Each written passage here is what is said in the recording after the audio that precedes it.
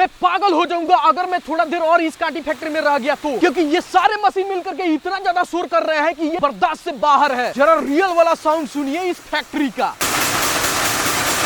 यहाँ पर काम करने वाले लोगों को आदत पड़ चुका है, इसीलिए ये लोग इतना साउंड में भी काम कर ले रहे हैं। लेकिन इस समस्या के समाधान के लिए बोट का ईयरबड ला दिया हूँ जो नॉइस कैंसिलेशन का भी काम करता है। तो देखिए यहाँ पर एक भैया को दे दिया हूँ और इसका ANC मोड ऑन कर दे रहा हूँ। वीडियो को लाइक कर दीजिए क्योंकि देखिए यहाँ पर भैया चकित हो गए हैं कि ये इतना ज्यादा नॉइस कम कर दिया है कि ऐसा लग रहा है कि सिलाई मशीन यहाँ पर चल रहा है। ये तो मात्र 30 dB कम कर रहा है, 50 dB भी आ चुका है मार्केट में ईयरफोन या ईयरबड।